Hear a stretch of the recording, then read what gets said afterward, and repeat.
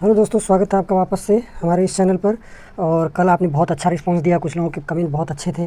जैसे कि ये भाई का comment, Narendra Verma good class sir, Narendra Verma music lover thank you sir, ये हो गया। फिर सुधा यादव का कमेंट था।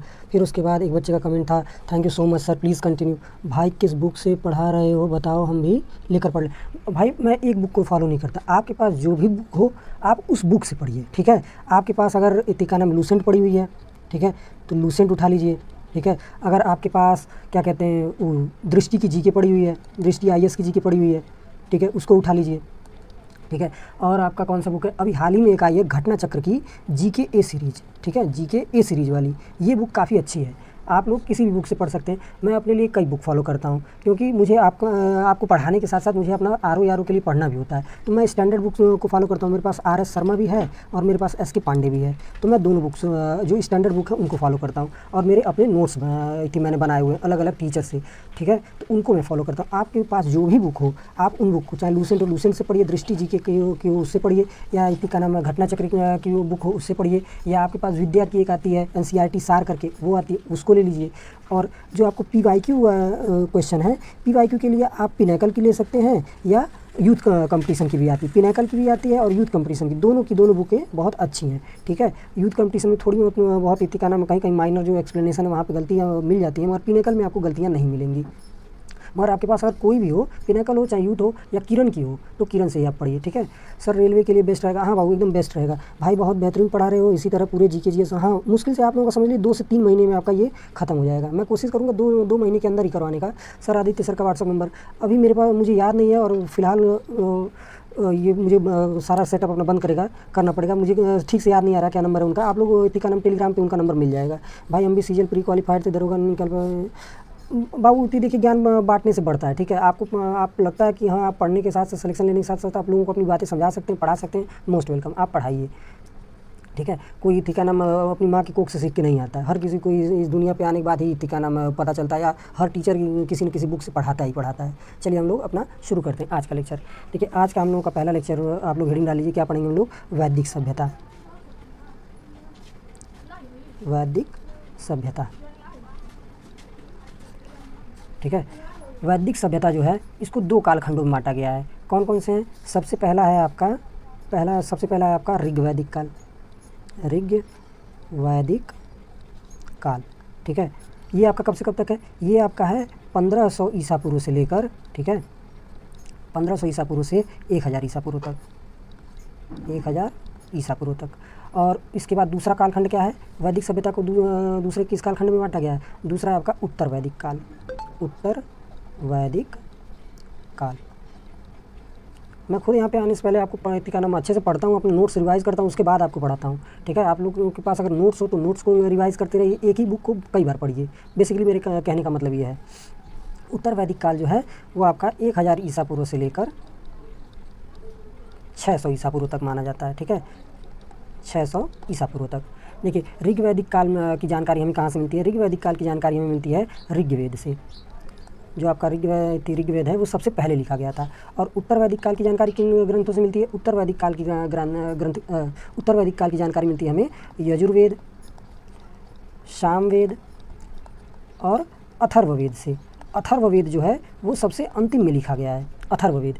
और जो ऋग्वैदिक काल है, ऋग्वैदिक काल में हमें अतरंजी खेड़ा से लोहे के साक्ष्य मिलते हैं। उत्तर प्रदेश का एक क्षेत्र है अतरंजी खेड़ा, अतरंजी खेड़ा, यहाँ से हमें लोहे के साक्ष्य मिलते हैं। यानी कि उत्तर वैदिक काल में के लोग लोहे से इतिका नाम में परिचित थे, लोहे का साक्ष्य मिलता है।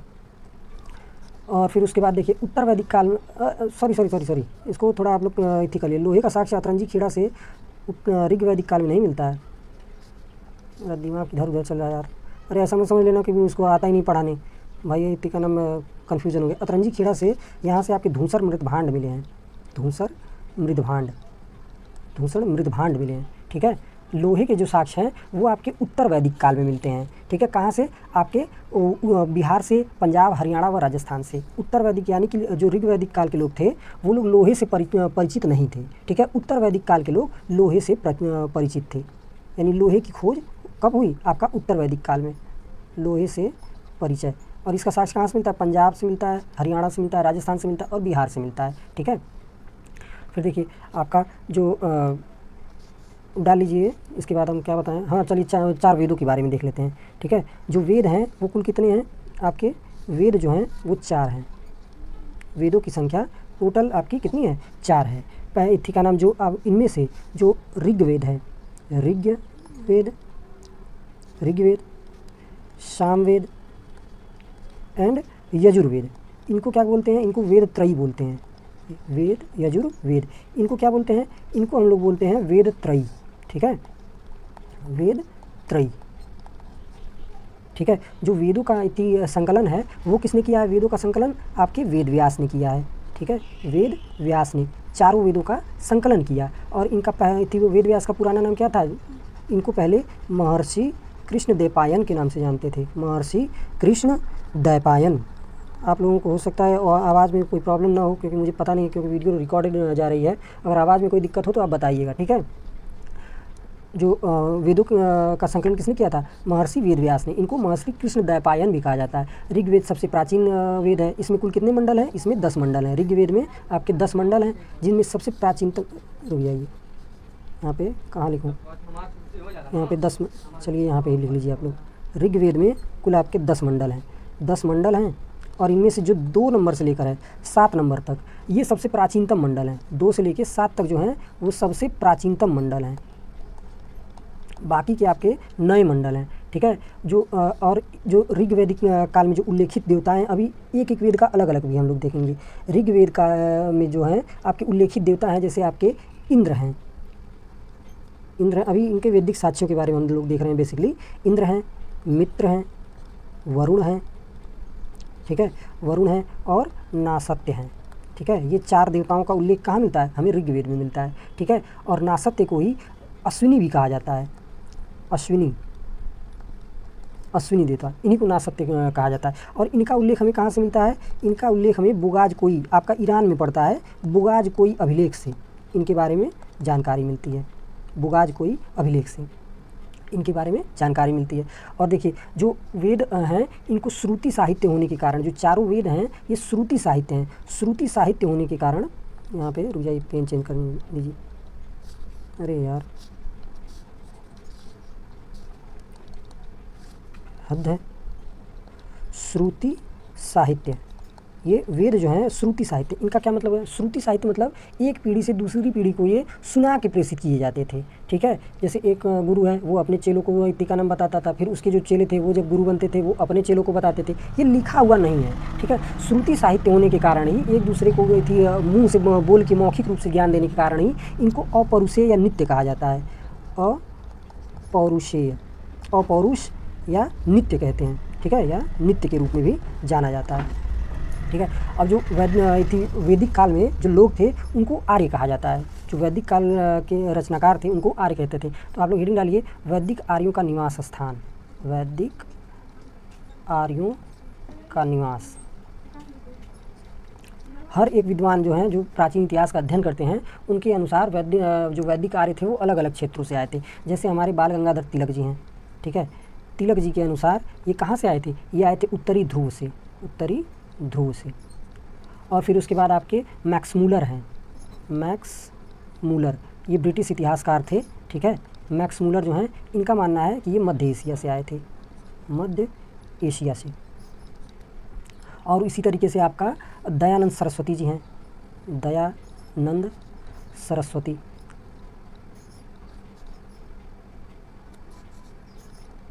आज काफ़ी मात्राओं की गलती हो रही है, चलिए हिंदी की क्लास नहीं है। दयानंद सरस्वती जी के अनुसार ये तिब्बत के रहने वाले थे। ठीक है, तिब्बत से आए हुए थे, ये कहीं बाहर से नहीं आए हुए हैं। और आपका पेनेका और हट, पेनेका एक और इति थे, पेनेका। ठीक है, एंड हट, ये इति महोदय जो थे इनका मानना था कि ये जर्मनी से आए हुए थे। और हिटलर का भी यही तर्क था कि जर्मन जो आर्यन है, आर्यन थ्योरी आप लोगों ने जर्मन की इति का नाम हिटलर की किसी न किसी मूवीज़ में या किसी ने कहीं इति पॉपुलर मीडिया में सुना ही होगा। तो उसका मानना ये था कि ये जर्मनी से आए हुए हैं। ठीक है, अब वैदिक आर्यों का जो है प्रभाव क्षेत्र हम लोग देख लेते हैं। यहाँ पर डालिए आप लोग, वैदिक आर्यों का प्रभाव क्षेत्र, प्रभाव क्षेत्र। जो वैदिक आर्य थे उनका प्रभाव किन किन क्षेत्रों में था। तो देखिए, वैदिक इस बारे में हमें जानकारी ऋग्वेद और यजुर्वेद से मिलती है। ठीक है, तो इनमें पहला जो क्षेत्र था, जो मोस्ट इम्पॉर्टेंट था, ये था आपका ब्रह्मावर्त। ब्रह्मावर्त। ब्रह्मावर्त का इलाका कहाँ था? ब्रह्मावर्त का जो इलाका है ये आपका कुरुक्षेत्र के आसपास का इलाका है। कुरुक्षेत्र के आसपास का जो इलाका है उसको ब्रह्मावर्त कहा जाता था। ठीक है, फिर आपका दूसरा है मध्य देश। मध्य देश का विस्तार कहाँ तक था? ये आपका हिमालय और सिंध विंध्य के जो बीच में था, हिमालय और जो विंध्य पर्वत है उसके बीच का जो क्षेत्र था। ठीक है, आज का आपका मध्य प्रदेश हो गया, हरियाणा हो गया, ये वाला जो इलाका था उसी को। ठीक है, विंध्य, हिमालय और विंध्य का क्षेत्र। फिर आपका तीसरा एक इतनी महत्वपूर्ण प्रदेश था ब्रह्मर्षि देश। ब्रह्मर्षि देश का विस्तार क्या था? ब्रह्मर्षि देश जो आपका आज का उत्तर प्रदेश है, गंगा यमुना का दोआब, उत्तर प्रदेश और बिहार वाला जो इलाका है, गंगा यमुना का दोआब, ये आपका क्या कहलाता था? ब्रह्मर्षि देश कहलाता था। ठीक है, वैदिक काल में। फिर आपका चौथा है आर्यावर्त। आर्यावर्त जो वाला इलाका था ये आपका बंगाल वाला जो क्षेत्र था। ठीक है, बंगाल, बिहार, उड़ीसा का जो क्षेत्र था, जो बिहार का पूर्वांचल वाला इलाका, छिछैया वाला प्रदेश, वो वाला इलाका, बंगाल और आपका बिहार, पूर्वी बिहार, ये वाला जो इलाका था, बांग्लादेश, इन सब इलाके क्या कहते थे? आपका आर्यावर्त कहते थे। और जो इन चारों क्षेत्रों पर शासन अपना जमा लेता था उसको चक्रवार्तिन कहते थे। जो चक्रवार्तिन कहते थे। और ऐसे केवल अभी तक 2 ही राजा हुए। पहले आपका समुद्रगुप्त हुआ है, समुद्रगुप्त, और दूसरा कौन हुआ है? अशोक। ठीक है, इस तरीके के केवल 2 ही राजा अभी तक हो पाए हैं। इस तरीके से हमारा वैदिक कार्यों का प्रभाव क्षेत्र कंप्लीट हो गया। अब आइए हम लोग देख लेते हैं जो क्या कहते हैं वैदिक साहित्य का विकास। क्योंकि जो वैदिक काल के बारे में जानकारी है वो हमें कहाँ से मिलती है? वो तो हमें ठीक जो वैदिक साहित्य हैं वहीं से मिलती है, तो इसीलिए इनका विकास जानना जरूरी है। वैदिक साहित्य का विकास, आप लोग एकदम हेडिंग डाल लीजिए, बेसिक्स एकदम हम लोग देखेंगे। ठीक है, देखिए वैदिक जो साहित्य हैं इनमें चारों वेद को शामिल किया जाता है। चारों वेद हैं, ब्राह्मण ग्रंथ हैं, आरण्यक हैं, उपनिषद हैं। अभी मैं अलग अलग इनको अच्छे से बता दूंगा। जो वेदांग हैं आप लोग यहाँ पे देख लीजिए, वेदांग जो हैं, वेदांग हो गए, उपवेद हो गए, वेदों के जो उपवेद लिखे हुए हैं। ठीक है, उपवेद हो गए, और इतने क्या कहते हैं स्मृतियाँ हो गई, स्मृतियाँ, और फिर उसके बाद पुराण हो गए। इन सबको वैदिकोत्तर साहित्य कहा जाता है। ठीक है, वैदिक साहित्य तो आपके केवल 4 ही हैं, ऋग्वेद, सामवेद, यजुर्वेद, अथर्ववेद। मगर जो बाकी के इतने का नाम जैसे आपके वेदांग हो गए, उपवेद हो गए, स्मृतियाँ हो गई, पुराण हो गए, ये आपके वैदिकोत्तर साहित्य हैं। क्यों? क्योंकि ये वेदों की मूल रूप से वेदों में नहीं शामिल किए गए, ये बाद में वेदों में शामिल किए गए हैं। वेदों को अच्छे से समझने के लिए, अच्छे से उनका पठन पाठन, उनसे संबंधित नियम वगैरह, इन सब के लिए इनको शामिल किया गया है। ठीक है, फिर देखिए आपका सबसे पहला आप लोग हेडिंग डाल लीजिए। चलिए अगले पेज पे मूव करते हैं। ब्राह्मण ग्रंथ सबसे पहले आप लोग डालिए हेडिंग यहाँ पे, ब्राह्मण ग्रंथ। ब्राह्मण ग्रंथ क्या होते हैं? ब्राह्मण ग्रंथ जो होते हैं ये वेदों को समझने व पठन पाठन हेतु, वेदों को समझने एंड पठन पाठन हेतु लिखे गए थे, ताकि वेदों को अच्छे से समझा जा सके। जो वेदों का मूल है वो अच्छे से समझा जा सके, पठन पाठन हेतु का नाम लिखे गए थे। फिर उसके बाद आपका जो इनकी कुल संख्या जो है, इनकी कुल संख्या, यहाँ पे कुल संख्या लिख लीजिए। कुल संख्या इनकी कितनी है? 9 है। ठीक है, अभी अलग अलग वेद जो हैं उनके ब्राह्मण ग्रंथों के बारे में हम लोग अलग अलग देखेंगे। ठीक है, आप लोग घबराइएगा मत, जो कौन कौन से ब्राह्मण ग्रंथ हैं, किस ब्राह्मण ग्रंथ में क्या लिखा हुआ है, ये सारा का सारा मैं आपको बताऊँगा। फिर दूसरा आपका मोस्ट इंपॉर्टेंट क्या हो जाता है? ये होता है आरण्यक। आरण्यक जो हैं ये आपको ये किस लिए लिखे गए थे? ये ब्राह्मण ग्रंथों के परिशिष्ट हैं, ताकि ब्राह्मण ग्रंथों को अच्छे से पढ़ा जा सके। और इनको वनों में बैठ के लिखा जाता था, वनों में बैठकर इनको लिखा जाता था। वनों में बैठ के रचना भी होती थी और इनका पाठन भी होता था। ठीक है, इसीलिए इनका नाम आरण्यक पड़ा। ठीक है, और इनकी कुल संख्या जो है, कुल संख्या इनकी 7 है। कुल संख्या इनकी 7 है। फिर उसके बाद तीसरा है आपका ब्राह्मण ग्रंथ हो गया, आरण्यक हो गया। हाँ, उपनिषद। उपनिषद जो हैं उनके बारे में देख लेते हैं। उपनिषद क्या है? उपनिषद ये आरण्यकों के विशिष्ट भाग हैं, ठीक है। ब्राह्मण वेदों को समझने के लिए ब्राह्मण ग्रंथ लिखे गए, ब्राह्मण ग्रंथों को समझने के लिए आरण्यक लिखा गया, आरण्यक को समझने के लिए उपनिषद लिखे गए। ये आरण्यक के विशिष्ट भाग होते हैं, इनमें वेदों का दर्शन शामिल होता है, ठीक है। यहाँ पे लिख लीजिए वेदों का दर्शन शामिल होता है, मगर ये आरण्यकों के परिशिष्ट हैं, ठीक है। और ये जो है आपका गुरु के समीप बैठकर सीखा जाता है। उपनिषदों का जो ज्ञान होता है वो गुरु के समीप बैठकर, इसीलिए इसका नाम उपनिषद पड़ा, यानी कि बगल में बैठकर पढ़ने वाली चीज़ है, गुरु के समीप बैठकर। और इनकी कुल संख्या उपनिषदों की है 108 है, 108 है कुल इनकी संख्या उपनिषदों की 108 है। फिर उसके करीब 200 से ज़्यादा उपनिषद हैं, मगर हर उपनिषद का अलग अलग टीका में डिवाइड कर दिया गया है, बाद में भी कई लिखे गए, मगर मूल जो उपनिषद है वो 108 है। एग्जाम में भी आप लोगों का 108 ही पूछेगा और 108 ही ऑप्शन होगा, ठीक है। आप लोग घबराइएगा मत, गूगल के चक्कर में पड़िएगा। गूगल करके अभी देख लीजिए टीका नाम 200 से ऊपर दिखाएगा उपनिषद। न मानिए हमारे ऊपर विश्वास हो, देख लीजिए। ये कई जगह से मैं तो इसको वेरीफाई करता हूँ, कई जगह से आप लोगों के लिए लेकर आता हूँ। नहीं तो ये भैया सोशल मीडिया का ज़माना है, थोड़ा सा मुंह से टीका नाम गलत निकलने चाहे जाने अनजाने में गलत निकलने का देर है, आपको कैंसिल करते देर नहीं लगेगा। चाहे भिंडी जैसी शक्ल होगी, 10वीं पास सीधे बगैर नकल की नहीं हो पाया होगा, वो भी आपको मुँह उठा के ज्ञान देने उतर जाता है।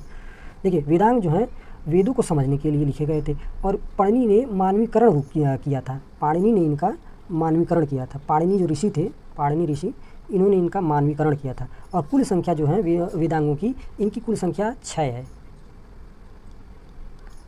कुल संख्या वेदांगों की 6 है। कौन कौन से वेदांग हैं ये भी आप लोग देख लीजिए, इसी लगे हाथ, या चाहे स्मृति ग्रंथों के बारे में भी देख लीजिए, ठीक है। स्मृति ग्रंथ क्या होते हैं? 5वां आप लोग देख लीजिए स्मृति ग्रंथ। अभी एक एक करके मैं सारा दिखा दूंगा। स्मृति ग्रंथ क्या होते हैं? ये बेसिकली हिंदू रीति रिवाजों के बारे में लिखे गए हैं, हिंदू कानूनी ग्रंथ समझ लीजिए। अगर आसान भाषा में कहा जाए तो हिंदू कानूनी ग्रंथ हैं, हिंदू कानूनी ग्रंथ, ठीक है, हिंदू कानूनी ग्रंथ हैं। और स्मृति ग्रंथ कई सारे हैं, ठीक है। एक दूठे नहीं है, कई सारी स्मृतियाँ हैं। मनुस्मृति, याज्ञवल्क्य स्मृति, इसी तरीके से नारद स्मृति, बहुत सारी स्मृतियाँ हैं। चलिए अब एक एक करके हम लोग अपना देख लेते हैं। सबसे पहले आप लोग डालिए क्या कहते हैं, ऋग्वेद, ठीक है। यहाँ पे आप लोग हेडिंग डालिए ऋग्वेद। जो ऋग्वेद से संबंधित चीज़ें हैं उनको हम लोग देखेंगे। सर्वप्रथम ऋग्वेद के जो हैं ये इसके तृतीय मंडल में, जो तृतीय मंडल है ऋग्वेद का तृतीय मंडल, इसकी रचयिता कौन है? इसकी रचयिता विश्वामित्र हैं, ठीक है, विश्वामित्र। और विश्वामित्र ने किसकी रचना करी थी? गायत्री मंत्र की, गायत्री मंत्र, गायत्री मंत्र की रचना करी थी ऋग्वेद में, ठीक है। तृतीय मंडल ऋग्वेद के तीसरे मंडल में गायत्री मंत्र का उल्लेख है और इसकी रचना विश्वामित्र ने करी थी। और आपके चौथे मंडल में जो है, कुल 10 मंडल है ना, जो इंपॉर्टेंट मंडल है वही मैं लिखवा रहा हूँ, ठीक है। सारे मंडल आपको जानने की जरूरत नहीं है। चौथा जो मंडल है इसकी रचना किसने करी थी? चौथे मंडल की रचना आपका वामदेव ने करी थी, वामदेव ने। और इसमें किसका उल्लेख है? इसमें आपका कृषि का उल्लेख है, सीता या हल रेखाओं के, इन सब के बारे में उपलब्ध है। क्षेत्र, खेत को क्षेत्र कहते थे, और जो खेत में जुती हुई रेखाएं थी उनको सीता कहा जाता था। कृषि का उल्लेख ऋग्वेद के चौथे मंडल में मिलता है और इसकी रचना वामदेव ने करी थी, ठीक है। फिर आपका आता है सातवां मंडल।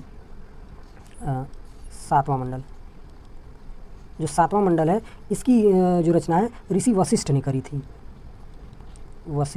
ऋषि वशिष्ठ ने करी थी। और सातवें मंडल में ये आपका दशराग युद्ध का वर्णन है। दशराग युद्ध क्या था? ये भरत जन कबीला जो था और बाकी के जो 10 कुल राजा थे उनके बीच में युद्ध हुआ था। दशराग युद्ध का उल्लेख है, 10 राजा एक तरफ थे और भरत कबीले का जो राजा था भरत, वो एक तरफ था, ठीक है। इसमें भरत की विजय हो जाती है और बाकी के सभी राजा परास्त हो जाते हैं भरत के आगे। सातवां मंडल हो गया। सातवें मंडल में दशराग युद्ध का वर्णन है। फिर आपका नौवां मंडल किसको समर्पित है? 9वां मंडल ऋग्वेद का, ये आपका समर्पित है सोम को। सोम का उल्लेख मिलता है, सोम का उल्लेख, ये एक पेय पदार्थ था, नशा करने का काम आता था बेसिकली उस काल में, ठीक है। सोम का उल्लेख मिलता है। और इसकी रचना किसने करी थी? इसकी रचना ऋषिगण ने करी थी। और फिर उसके बाद आपका है 10वां मंडल, और मोस्ट इंपॉर्टेंट मंडल है, अक्सर इस मंडल से क्वेश्चंस पूछ देते हैं। 10वें मंडल की रचना किसने करी थी? 10वें मंडल की रचना करी थी इंद्र व सची ने, इंद्र एंड सची थे, इन्होंने इसकी रचना करी थी। और इसमें 10वें मंडल के जो पुरुष सूक्त हैं, पुरुष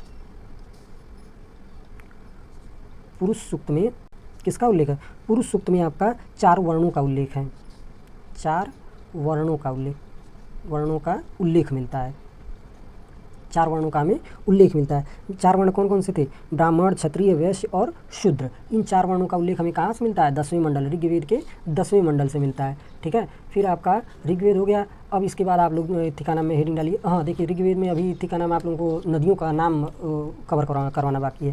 देखिए ऋग्वेद में कुछ नदियाँ हैं, उनको जानना काफ़ी ज़रूरी है। जैसे कि आपका, क्योंकि ऋग्वेद का इत्तिका नाम एक अलग अपना काल है, इसीलिए ऋग्वेद की नदियाँ, उनका पुराना नाम और नया नाम पूछ लेता है, इसकी वजह से। इसमें करीब 16-17 नदियाँ हैं और सारा आपको जानने की ज़रूरत नहीं है, कुछ जो इम्पोर्टेंट है वही मैं यहाँ पे लिख रहा हूँ। ठीक है, और वही आप लोग याद भी करिएगा। सारा कुछ पढ़ने से ज़्यादा ज़रूरी होता है कि हमें ये पता हो कि पढ़ना क्या है। देखिए झेलम जो है, इसका पुराना नाम क्या था? ऋग्वेद में क्या मिलता है? इसका उल्लेख वितस्ता के रूप में मिलता है, वितस्ता के रूप में। दूसरी इंपॉर्टेंट नदी है चेनाब। चेनाब का नाम हमें मिलता है अस्किनी के रूप में, अस्किनी। तीसरा ये आपकी सबसे इम्पॉर्टेंट है रावी। रावी का नाम मिलता है परुषणी के रूप में। फिर चौथी है आपकी व्यास। व्यास का नाम मिलता है विपाशा के नाम से। 5वीं है आपकी सतलज। सतलज, इसका नाम मिलता है हमें, पुराना नाम ऋग्वेद में क्या लिखा हुआ है? शतुद्री लिखा हुआ है, शतुद्री। 6वीं नदी है गंडक। गंडक का नाम मिलता है सदानीरा। ठीक है, और उसके बाद है आपका घग्घर, 6वीं 7वीं घग्घर। इसका इत्तिका नाम क्या नाम है? सरस्वती नदी इसको कह के बुलाया गया है, सरस्वती नदी। ठीक है, सरस्वती नदी को ही मातोतमा भी कहते हैं। ठीक है, कहीं कहीं पर इसका नाम मातोतमा, देवी तमा, ये भी उल्लेख मिला है। ठीक है, तो आप लोग इसको नोट रखिएगा। फिर आपका गंडक लिखा है, हाँ गंडक का सदानीरा हो गया। और उसके बाद आपका गोमल है, 7वां 8वां गोमल नदी जो है आपकी गोमती नदी के रूप में लिखा गया है, गोमती। ठीक है, इस तरीके से ये नदियाँ हो गई। ठीक है, और उसके बाद जो है आपका जो ऋग्वेद के अलग अलग ब्राह्मण ग्रंथ हैं, ब्राह्मण ग्रंथों के बारे में बता दूं। हाँ चलिए, इत्तिका नाम एक एक करके ब्राह्मण ग्रंथ भी थे। जो ऋग्वेद का ब्राह्मण ग्रंथ है वो कौन कौन से हैं? ऋग्वेद का ब्राह्मण ग्रंथ, पहला है आपका ऐतरेय। ठीक है, ऐतरेय ब्राह्मण ग्रंथ, ऐतरेय ब्राह्मण ग्रंथ। और दूसरा है कौशितकीय। ये ऋग्वेद के बारे में ये भी चल रहा है। ठीक है, कौशितकीय, इस तरीके से कौशितकी ब्राह्मण ग्रंथ, कौशितकी ब्राह्मण ग्रंथ। ठीक है, ऋग्वेद का एक आरण्यक भी है, उसका नाम भी ऐतरेय व कौशितकी भी है। और उपनिषदों का नाम भी ऐतरेय व कौशितकी है। ऐतरेय ब्राह्मण ग्रंथ में हमें राजसूय यज्ञ के बारे में जानकारी मिलती है। ऐतरेय ब्राह्मण ग्रंथ से हमें क्या मिलती है? राजसूय यज्ञ। सूय यत्र क्यों लिख रहा हूँ भाई, आज हुआ क्या है, मात्रा की काफ़ी गलती कर रहा हूँ मैं। राजसूय यज्ञ के बारे में जानकारी मिलती है। और सतयुग, जो चारों युग हैं, सतयुग, द्वापर युग, त्रेता युग, कलयुग, इनके बारे में जानकारी मिलती है। ठीक है, युगों के बारे में, यहाँ पे मैं सीधे लिख देता हूँ, युगों के बारे में जानकारी मिलती है। फिर उसके बाद अब आप लोग हेडिंग डाल लीजिए, क्या जो और तो कुछ इसमें बताने लायक नहीं है ऋग्वेद में। अब आप लोग हेडिंग डाल लीजिए यजुर्वेद। यहाँ पे आप लोग हेडिंग डालिए यजुर्वेद, यजुर्वेद, यजुर्वेद। ठीक है, यजुर्वेद के बारे में क्या जानने लायक है? यजुर्वेद जो है वो गद्य और पद्य दोनों में लिखा हुआ है। ठीक है, गद्य और पद्य। रुक जाइए, असल में मुझे लाइब्रेरी के लिए काफ़ी देर हो रहा है। देखिए यजुर्वेद जो है ये गद्य और पद्य दोनों में लिखा हुआ है। ठीक है, और इसकी जो पद्य रूप है, पद्य रूप को हम लोग किस नाम से जानते हैं? कृष्ण यजुर्वेद के नाम से जानते हैं। पद्य रूप जो है वो किस नाम से जाना जाता है? कृष्ण यजुर्वेद, कृष्ण यजुर्वेद। ठीक है, और जो गद्य रूप है उसको किस नाम से जानते हैं? गद्य रूप को हम लोग जानते हैं शुक्ल यजुर्वेद, शुक्ल यजुर्वेद। वेद, शुक्ल यजुर्वेद के नाम से। यजुर्वेद की दो शाखाएं हैं, पहला आपका कृष्ण यजुर्वेद, दूसरा आपका शुक्ल यजुर्वेद। जो पद्य रूप है उसको कृष्ण यजुर्वेद, जो गद्य रूप है उसको शुक्ल यजुर्वेद के नाम से जानते हैं। और इसका ब्राह्मण ग्रंथ क्या है? इसका ब्राह्मण ग्रंथ है तैत्तिरीय, तैत्तिरीय ब्राह्मण ग्रंथ है, ठीक है। और इसका आरण्यक क्या है? यहाँ पे ब्राह्मण ग्रंथ, ये आप लोगों से पूछ लेता है कि फलाना ब्राह्मण ग्रंथ किससे संबंधित है, तो आप लोग वहाँ एग्जाम में कन्फ्यूज मत हो जाइएगा। जो तैत्तिरीय है, फिर आपका मैत्रायण, आरण्यक, आरण्यक कौन कौन से हैं? आरण्यक हैं, आरण्यक कौन कौन से हैं? आरण्यक हैं इसके तैत्तिरीय और मैत्रायणी, तैत्तिरीय एंड मैत्रायणी, मैत्रायणी। और उसके बाद इसके उपनिषद कौन कौन से हैं? उपनिषद इसके हैं, उपनिषद यहाँ लिख लीजिए, उपनिषद हैं आपके तैत्तिरीय, मैत्रायणी, तैत्तिरीय, मैत्रायणी। और फिर उसके बाद है कठोपनिषद, काफ़ी इंपॉर्टेंट है कठोपनिषद, ठीक है। ये इसके उपनिषद कहलाते हैं। और इसमें यजुर्वेद में किसका किसका उल्लेख मिलता है? यजुर्वेद में आपका उल्लेख मिलता है तमसो माँ ज्योतिर्गमय। एक और इसका उपनिषद लिख लीजिए, दो और हैं इंपॉर्टेंट, ईसोपनिषद भी इसी का उपनिषद है, ईसोपनिषद, ठीक है। और है इसका बृहदारण्यक, बृहदारण्यक उपनिषद, ये इसके भाग हैं उपनिषदों के। अब देखिए एक एक करके हम लोग जानकारी भी देख लेते हैं। बृहदारण्यक उपनिषद है, इसमें आपका तमसो माँ ज्योतिर्गमय, तमसो माँ ज्योतिर्गमय यानी कि अंधेरा जाने के बाद प्रकाश होगा, तमसो माँ ज्योतिर्गमय। इसका उल्लेख कहाँ मिलता है? इसका उल्लेख हमें बृहदारण्यक उपनिषद में मिलता है, बृहदारण्यक उपनिषद में, ठीक है। और सतपथ जो ब्राह्मण है, इसमें याज्ञवल्क और मैत्रेयी का संवाद भी मिलता है। इसी का एक यहाँ पे लिख लीजिए, जैसे सतपथ जो उसमें है, इसमें आपका याज्ञवल्क मैत्रेयी संवाद है, याज्ञवल्क और मैत्रेयी के बीच संवाद मिला है, संवाद, याज्ञवल्क और मैत्रेयी के बीच संवाद सतपथ ब्राह्मण में मिलता है।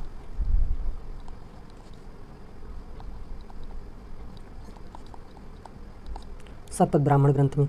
और इसी में आपका जलप्लावन की कथा, विदे माधव की कथा, पूर्वा उर्वशी का आख्यान भी मिलता है। बृहदारण्यक उपनिषद में ही याज्ञवल्क और गार्गी का संवाद मिलता है। याज्ञवल्क और मैत्रेयी संवाद तो आपका सतपथ ब्राह्मण मिलता है। बृहदारण्यक उपनिषद में यहाँ पे आप लोग लिख लीजिएगा।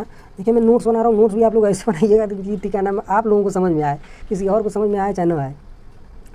याज्ञवल्क और गार्गी संवाद, याज्ञवल्क और गार्गी संवाद कहाँ मिलता है? याज्ञवल्क और गार्गी संवाद आपका बृहदारण्यक उपनिषद में ही मिलता है। फिर देखिए कठोपनिषद में यम और नचिकेता का संवाद मिलता है। यम और नचिकेता के बीच में जो मृत्यु के ऊपर चर्चा हुई थी उसके बारे में, यम और नचिकेता के बीच में, मृत्यु के बीच में, मृत्यु को लेकर चर्चा हुई थी, इसका उल्लेख हमें कहाँ मिलता है? कठोपनिषद में मिलता है, कठोपनिषद। ये सब यजुर्वेद के भाग हैं, ठीक है। फिर देखिए स्त्रियों को इसमें का नाम तैत्तिरीय उपनिषद जो है, इसका जो तैत्तिरीय उपनिषद, इसमें आपका यज्ञोपवीत धारण करने का अधिकार स्त्रियों को भी दिया गया है। यज्ञोपवीत आप लोगों ने सुना होगा, क्या कहते हैं उसको? जनेऊ, ठीक है। जनेऊ जो है उसको धारण करने का अधिकार स्त्रियों को किसमें दिया गया है? तैत्तिरीय करने का महिलाओं को अधिकार, महिलाओं को अधिकार किसमें दिया गया है? आपका तैत्तिरीय में, तैत्तिरीय उपनिषद में, ठीक है। अभी हमारा यजुर्वेद खत्म हो गया यहाँ पे। अब इसमें का नाम है आपका, और क्या जानने लायक है? बस और कुछ जानने लायक नहीं है। यजुर्वेद के बाद आपका आता है सामवेद। हेडिंग डालिए आप लोग।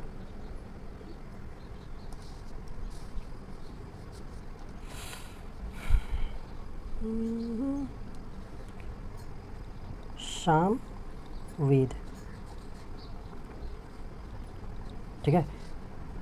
सामवेद के कौन कौन से ब्राह्मण ग्रंथ हैं? इसके ब्राह्मण ग्रंथ का नाम है कौथुम ब्राह्मण ग्रंथ।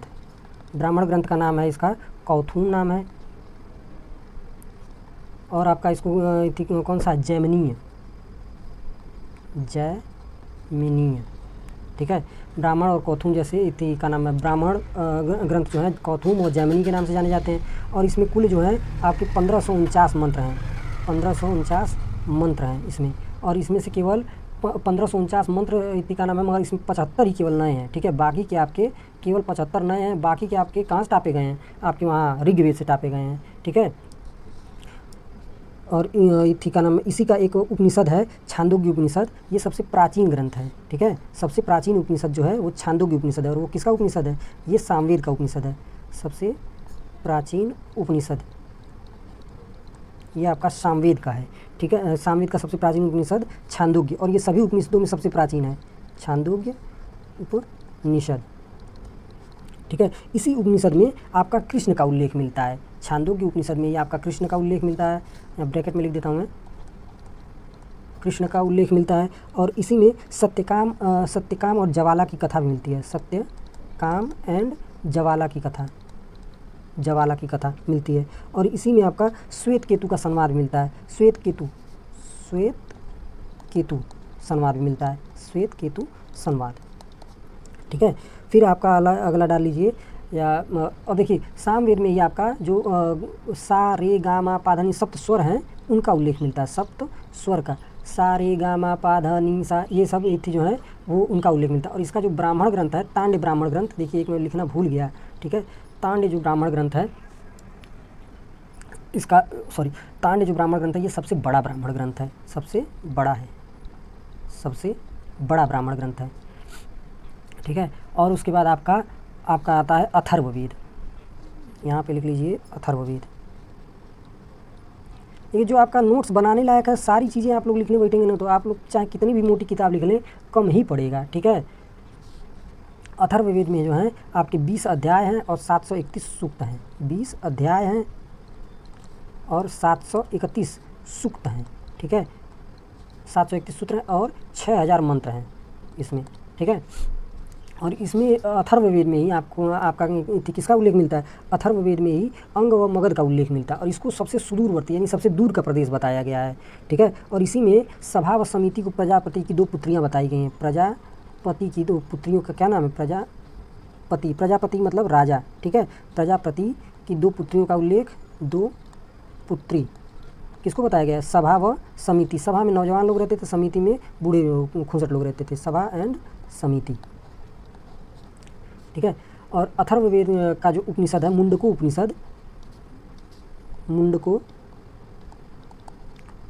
उपनिषद, इससे हमें क्या जानकारी मिलती है, इससे हमें यहीं पर मुंडको उपनिषद में ही आपका सत्यमेव जयते लिखा हुआ है, सत्यमेव जयते आप लोगों ने जो हमारा आदर्श वाक्य है भारत का, ये कहाँ से मिलता है, मुंडको उपनिषद से मिलता है। ठीक है, और अथर्ववेद में आपका पूजा पाठ और इथी का नाम झाड़ फूँक के बारे में बेसिकली बताया गया है। ठीक है, यज्ञ करने की भी जो विधियाँ है वो आपका यजुर्वेद में बताया गया है, सामवेद में आपका गायन के बारे में बताया गया है। ठीक है, इसी तरीके से हर वेद की अलग अलग विशेषताएँ हैं। और फिर उसके बाद आपका और कुछ जाने लायक तो है नहीं, हाँ बस यहीं पे इथी का नाम में ख़त्म होता है। वेद नहीं, अभी तो काफ़ी बाकी है यार। वेद हो गया, फिर आपका आरण्यक मैंने बता दिया, वेदांग टोटल आपके 6 हैं। कौन कौन से वेदांग हैं ये भी आप लोग यहीं पे लिख देता हूँ मैं। ठीक है, आपका पहला वेदांग है शिक्षा, देखिए वेदांग कुल टोटल 6 हैं, पहला आपका शिक्षा है। ठीक है, दूसरा कौन सा है, दूसरा है आपका कल्प, तीसरा है आपका निरुक्त, और चौथा है आपका छंद, पांचवा क्या है, पांचवा है आपका व्याकरण, छठा है आपका ज्योतिष। ठीक है, ज्योतिष। और अभी मैंने बताया था कि पाणिनि ने इनका क्या किया था, मानवीकरण किया था। तो जब मानवीकरण किया था तो इनको क्या क्या कहा था, मानवीकरण करते हुए पाणिनि ये कहा था कि शिक्षा जो है वो आपकी वेदों की नाक है, यानी कि नासिका के रूप में कहा था, नासिका है। और फिर उसके बाद कल्प जो है वो आपके हाथ हैं। ठीक है, वेदों के क्या हैं, ये हाथ हैं। और फिर उसके बाद जो आपका व्याकरण है, व्याकरण को क्या कहा था, मुख कहा था, मुख। और जो छंद हैं आपके, इनको पैर कहा था। ठीक है, छंदों को पैर कहा था। निरुक्त को क्या कहा था, कान कहा था। ठीक है, और फिर उसके बाद ज्योतिष जो है इसको नेत्र कहा था। ठीक है, ये आप लोगों से एग्जाम में अक्सर पूछ लेता है। 4 वर्णों का जो उल्लेख है वो मनुस्मृति में मिलता है, और 7 प्रकार के दासों का वर्णन भी मनुस्मृति में मिलता है। इसमें स्त्री को वेदाध्ययन की मनाही थी, और जुए को घूत कहा जाता था, इसकी निंदा करी गई है। ठीक है, इस तरीके से हमारा ये पूरा ख़त्म होता है। और उसके बाद ये जो इनकी राजनैतिक संरचना आप लोग देख लीजिए, यहाँ पे अगला पेज ऐड हो जाए।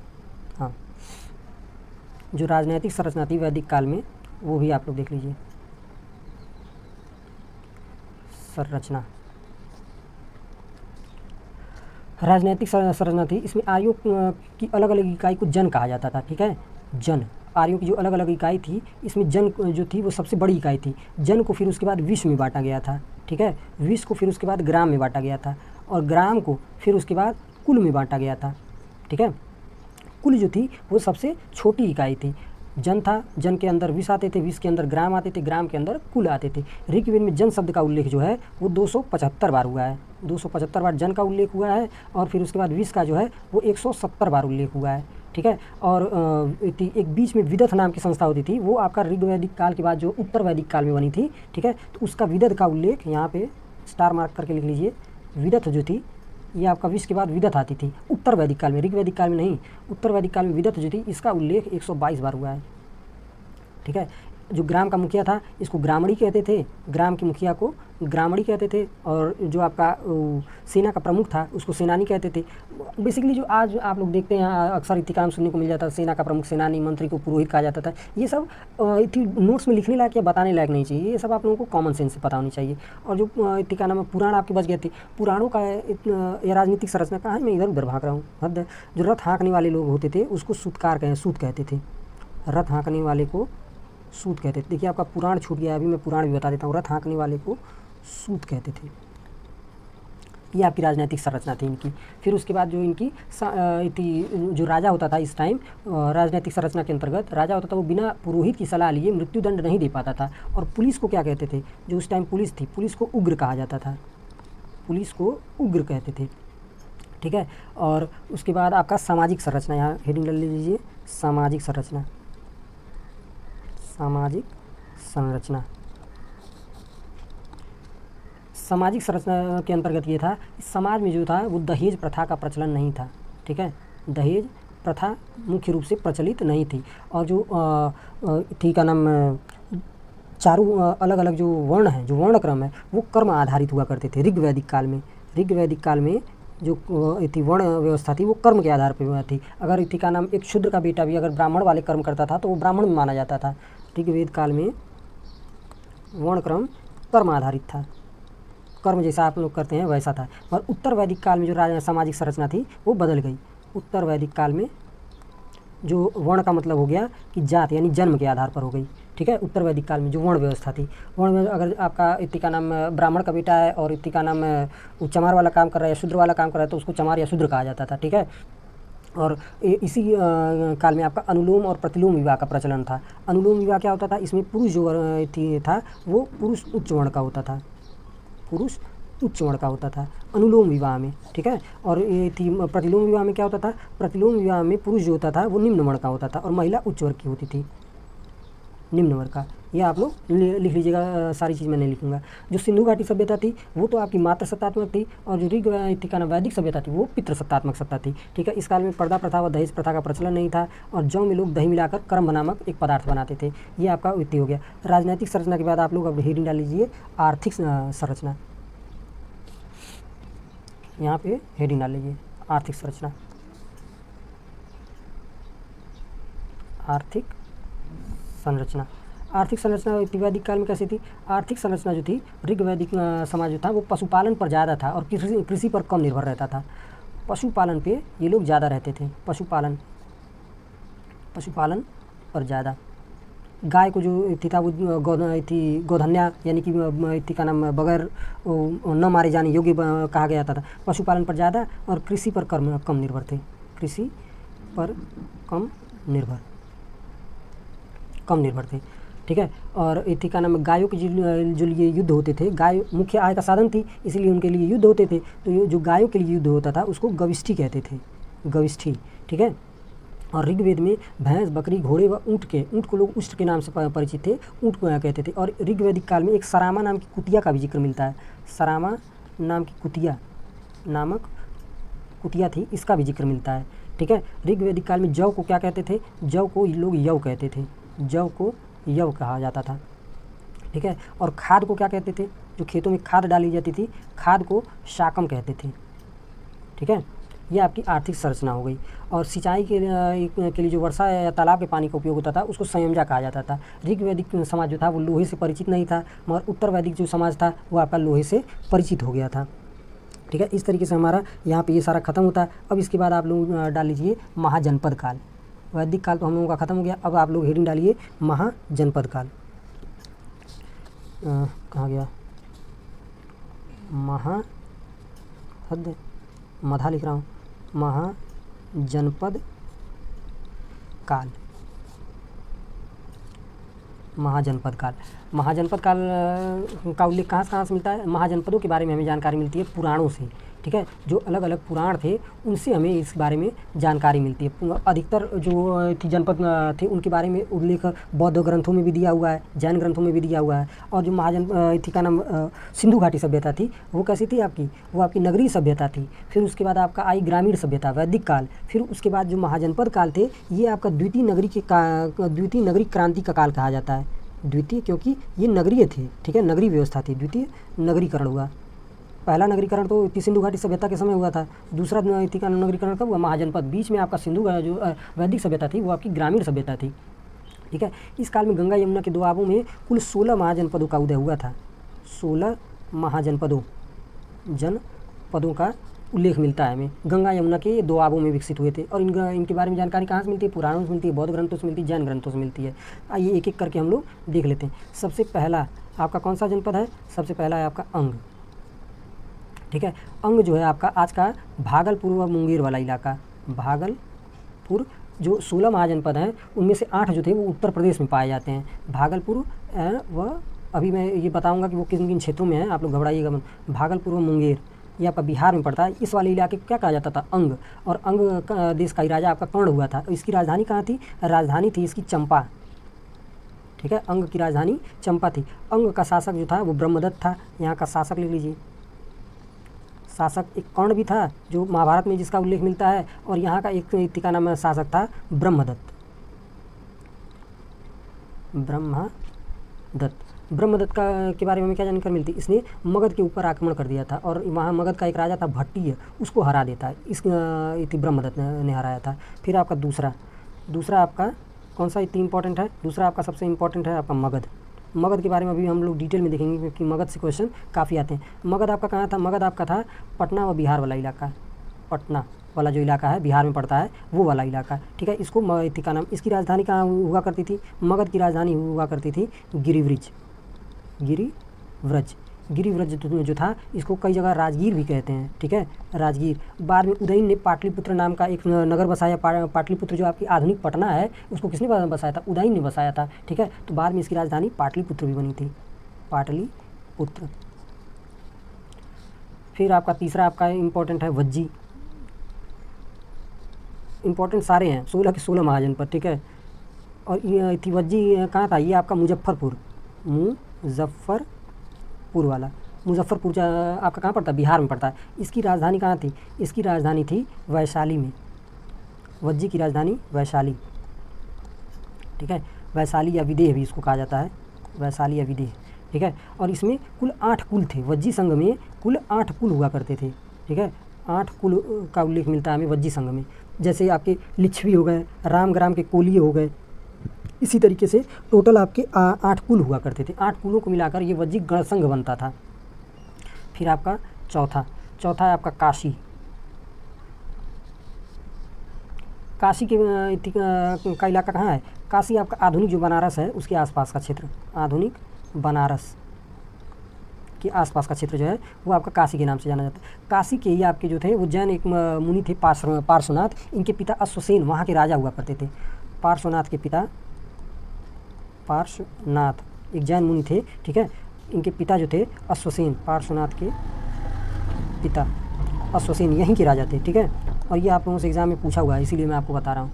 फिर आपका चौथा पाँचवा, काशी के बाद आपका कौशल आपका कहाँ है? जो आधुनिक आपका श्रावस्ती वाला क्षेत्र है। श्रावस्ती जिला आप लोगों ने सुना है ना, उत्तर प्रदेश में पड़ता है श्रावस्ती जिला। उसी को क्या कहते थे? कौशल क्षेत्र कहते थे। और इसकी राजधानी कहाँ थी? इसकी राजधानी थी कुशावती। जो इसकी राजधानी हुआ करती थी। कुशावती को जो है आज के समय में फैज़ाबाद के नाम से जाना जाता है। ठीक है। कौशल राज्य का एक राजा प्रसन्नजीत, ये बुद्ध का समकालीन था। यहीं का एक राजा था प्रसन्नजीत, ये बुद्ध का समकालीन था। प्रसन्नजीत बुद्ध का समकालीन था।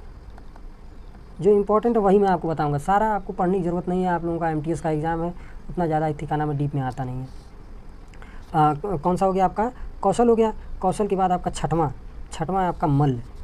ये आपका आधुनिक कुशीनगर जो है वहाँ का इलाका, मल्ल कुशीनगर।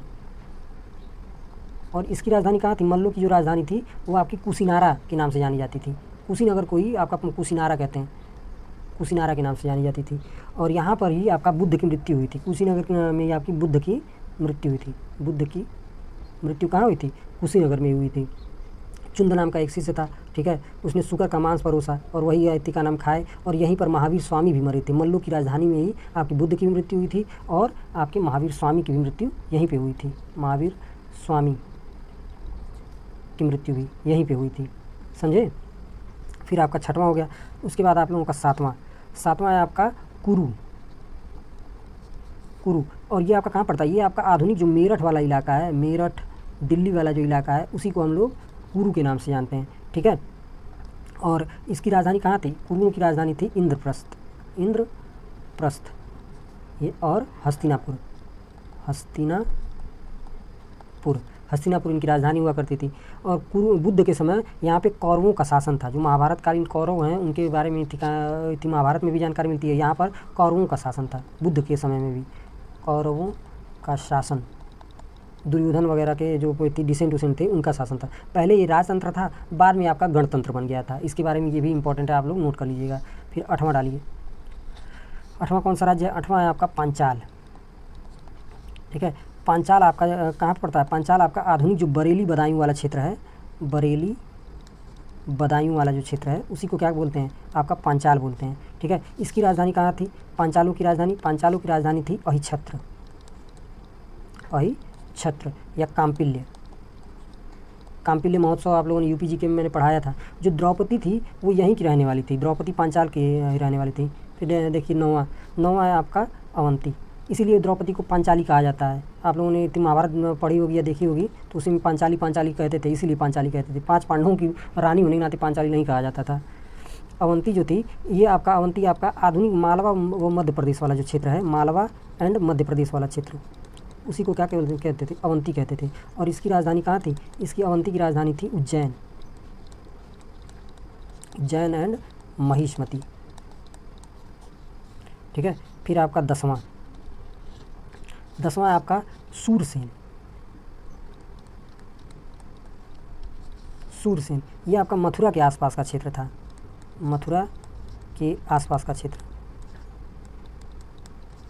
सूरसेन यहीं का एक आपका राजा था, कंस। ठीक है। इनकी राजधानी कहाँ थी? मिथौरा। सूरसेन की राजधानी मिथौरा, या कहीं कहीं पे इसको मथुरा भी लिखा गया है। मिथौरा को ही मथुरा कहा गया है। ठीक है। और फिर उसके बाद कृष्ण यहीं के राजा थे और कंस भी यहीं के राजा था। मगर बुद्ध के समय यहाँ का राजा कौन था? अवंती पुत्र था। ठीक है। फिर आपका अगला ये डालिए 11वां आपका चेदी।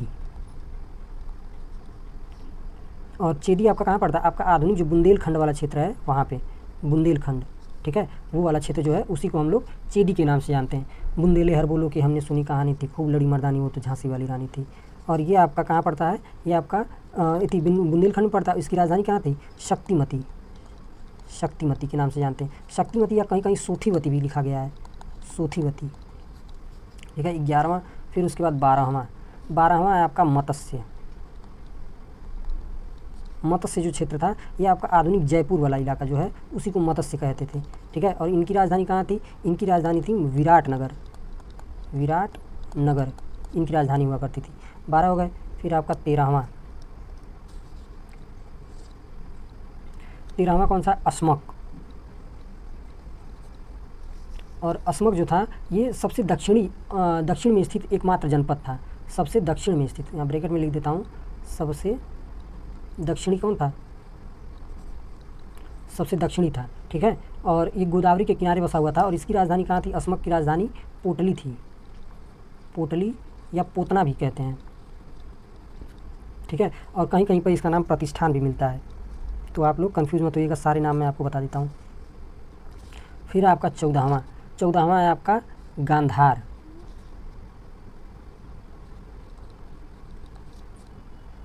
गांधार जो है आपका, ये कहाँ पड़ता है? ये आपका पेशावर में पड़ता है, जो आधुनिक पेशावर वाला क्षेत्र है वहाँ पे, ठीक है। पेशावर पाकिस्तान वाला क्षेत्र, ठीक है। और यहीं का राजा वो था, क्या कहते हैं, दुर्योधन का मामा, उसका नाम याद नहीं आ रहा, शकुनी, ठीक है, यहीं का वो राजा था। गांधार की राजधानी कहाँ थी? गांधार की राजधानी थी तक्षशिला। यहीं पे थी। मगध का जो राजा था थी बिंदुसार, मौर्य सम्राट, उसने अपने बेटे अशोक को यहीं पर इति का नाम विद्रोह को दबाने के लिए भेजा था, ठीक है। तक्षशिला या पुष्प कलावती भी इसको कहते हैं, पुष्प कलावती, ठीक है। और फिर आपका 15वां है आपका कंबोज। और कंबोजों की राजधानी कहाँ थी? कंबोज जो है आपका सबसे उत्तरी जगह था, सबसे उत्तरी, यहाँ पे आप लोग ब्रैकेट में लिख लीजिए, सबसे उत्तरी। आपका जो कश्मीर वश्मीर उत्तराखंड वाला इलाका है उसी को कंबोज कहा जाता था। इनकी राजधानी थी हाटक, ठीक है। अरे हाटक इनकी राजधानी थी, हाटक या राजपुर के नाम से भी जानते थे, ठीक है। फिर आपका 16वां और अंतिम 16वां है आपका वत्स। और इसकी राजधानी कहाँ थी? इसकी राजधानी थी कौशाम्बी। इस तरीके से हमारे 16 के 16 महाजनपद कंप्लीट होते हैं, ठीक है। और उसके बाद आपका बुद्ध के समय में कुछ गणतंत्र भी हुआ करते थे, उन गणतंत्रों के बारे में भी हम लोग देख लेते हैं। बुद्धकालीन गणतंत्र मतलब यहाँ जनता राजा को चुना करती थी, ठीक है। अमेरिका पहला इति गणतंत्र नहीं है, पहले गणतंत्र हम लोग हैं, मगर क्या बताएं, उतना हम लोग अपना इति का नाम इतिहास को ऐसी नज़रिए से देखते हैं, क्या बताएं। कौन कौन से गणतंत्र थे? आपके वैशाली के लिच्छवी थे, वैशाली के लिच्छवी, ठीक है। अभी इनके बारे में और इम्पोर्टेंट बातें आप लोगों को पता चलेगी। मिथिला के विदेह थे, मिथिला के विदेह। फिर उसके बाद आपके कुशीनगर व पावा के मल्ल थे, कुशीनगर एंड पावा के मल्ल लोग थे, ठीक है। और फिर मल्ल जो थे वो लक्ष्मण थे, उनके एक बेटे थे चंद्रकेतु, उनके वंशज माने जाते हैं, जो मल्ल जाति है, मल्ल सैंथवार, ठीक है। और ये अभी आपका कुशीनगर जो पूर्वांचल वाला इलाका वहाँ पाए जाते हैं, ये लक्ष्मण की खानदान उन्नान से आते हैं। फिर उसके बाद आपके हैं कपिल वस्तु के शाक्य, इन्हीं के यहाँ महात्मा बुद्ध का जन्म हुआ था, ठीक है। और लिच्छवी गणतंत्र की इति का नाम महिला थी, उनकी माता हुआ करती थी। फिर आपके इति का नाम पिपलीवन के मौर्य।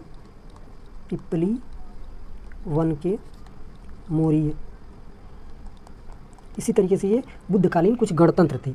अब आइए हम लोग मगध के बारे में कुछ जो इम्पोर्टेंट बातें हैं, जो वहाँ के इम्पोर्टेंट राजा हैं, उनके बारे में देख लेते हैं। यहाँ पे आप लोग डाल लीजिए मगध, क्योंकि मगध काफ़ी इंपॉर्टेंट हो जाता है। और सभी अंतिम में यहाँ पे लोहे की खदानें हुआ करती थी मगध में, और ये सभी लोगों को हरा देते हैं, ठीक है। जो यहाँ के राजा होते हैं वो भी काफ़ी लायक निकलते हैं, और बाकी जनपदों के राजा उतने लायक थे नहीं, तो धीरे धीरे मगध जो होता है वो सबको ठिकाना में जीत लेता है। इस पर सबसे पहला ठिकाना में गठन किसने किया था? मगध का गठन किया था बिम्बिसार ने, ठीक है। और इसी ने राजगीर को अपनी राजधानी बनाया। मगध का गठन किसने किया था? मगध का गठन किया था बिम्बिसार ने, बिंदुसार नहीं, बिम्बिसार। और इसी ने राजगीर को राजधानी बनाया था। इसकी राजधानी कहाँ थी? राजगीर थी, ठीक है। और इसने किस वंश की स्थापना करी? इसने स्थापित करी थी हर्यक वंश की, ठीक है। हर्यक वंश की स्थापना करी थी। हर्यक वंश का काल कब से कब तक था? 544 ईसा पूर्व से लेकर आपका 412 ईसा पूर्व तक, ठीक है, मगध का इतिकाल था। और हर्यक वंश को ही पितृहंता वंश भी कहते हैं। इसकी स्थापना बिम्बिसार ने करी थी। बिम्बिसार को बौद्ध साहित्यों में श्रोणिक कहा गया है, इसी को श्रोणिक कहा गया है। यहाँ पर मैं लिख देता हूँ बौद्ध साहित्यों में श्रोणिक, ठीक है। अंतिम में जाके कई राज्यों को अपनी शादी के द्वारा, जैसे इसने क्या किया था? इसने लिच्छवी के जो कौशल नरेश थे, प्रसन्नजीत की बहन महाकोसला से शादी कर ली थी। बिम्बिसार ने महाकोसला से शादी करी थी। महाकोसला ये लिच्छवी की एक राजकुमारी थी, महाकोसला से शादी करी थी। ठीक है। लिच्छवी का एक महाराज था प्रसेनजीत, जो कि बुद्ध का समकालीन था, ठीक है। उसने इतिका नाम इसे शादी कर ली, और महाकोशला शादी करने के बाद इसको दहेज में क्या मिला, काशी मिला। दहेज में इसको काशी मिल गया था, ठीक है। सोचिए, काशी पूरा जनपद इसको दहेज में मिला था। और इसके बाद इसने दूसरी शादी किसने करी, दूसरी शादी इसने लिच्छवी के राजा चेटक की पुत्री चेलना से। सॉरी, मैं शायद यहाँ पे ये बोल गया हूँ कि महाकोशला इतिका नाम में लिच्छवी की थी। महाकोशला लिच्छवी की नहीं थी, ये कौशल नरेश प्रसेनजीत की बहन थी, और ये कौशल नरेश प्रसेनजीत की बहन थी। और उसके बाद लिच्छवी के राजा चेटक की पुत्री चेलना से भी शादी करी थी। चेलना ये आपकी लिच्छवी से थी, ठीक है। चेलना शादी करी, और इतिका नाम चेलना शादी करने के बाद लिच्छवी के आसपास का जो क्षेत्र था वो इसको मिल गया। और फिर तीसरी शादी इसने इतिका नाम मद्र क्षेत्र की, यानी कि कुरु राज्य के जो मद्र क्षेत्र था वहाँ थी उसकी राजकुमारी क्षेमा से। राजकुमारी क्षेमा ये मद्र राज्य की थी, मद्र राज्य, ठीक है। ये कुरु के अंतर्गत आता था, कुरु गणतंत्र के अंतर्गत आता था। वहाँ की राजकुमारी क्षेमा से इसने शादी करी थी, ठीक है। और बिंबिसार ने जीवक जो नाम का एक वैद्य था, इसको कहाँ भेजा था, अवंती के राजा चंडप्रघोत के इलाज के लिए भेजा था। अवंती के राजा चंडप्रघोत को कौन सा रोग हुआ था, पीलिया हो गया था इनको, तो इन पीलिया का इलाज करने के लिए जीवक वैद्य को भेजा था, ठीक है। काफ़ी इतिका नाम में डिप्लोमेट किस्म का इंसान था ये। अरे जीवक वैद्य को भेजा था, ठीक है। इसकी हत्या, बिंबिसार की हत्या कौन कर देता है, बिंबिसार की हत्या इसका पुत्र ही कर देता है।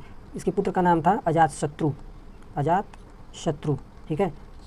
काफ़ी ये भी अपने इतिका नाम पिता की तरह लायक था, और जानते हैं जब इतिका नाम लायक हो और इसकी कोई कदर ना हो तो काफ़ी तकलीफ होती है। मुन्ना भैया कह के गए हैं, और पिता की हत्या करके इतिका नाम ये सिंहासन हासिल कर लेता है, ठीक है। और इसने क्या किया, इसने अपने मामा के ऊपर ही, जो इसका कौशल नरेश प्रसेनजीत था, इसी के ऊपर हमला कर देता है, और उसकी इतिका नाम बेटी से शादी कर लेता है अपने मामा की बेटी से, वजीरा से शादी करता है,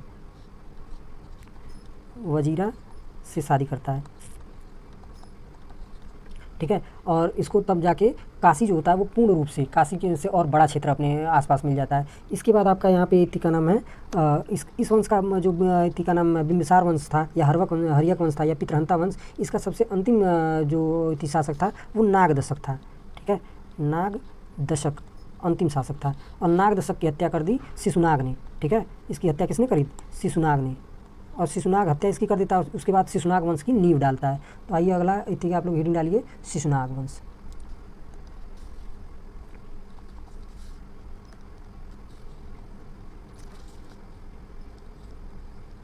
शिशुनाग वंश।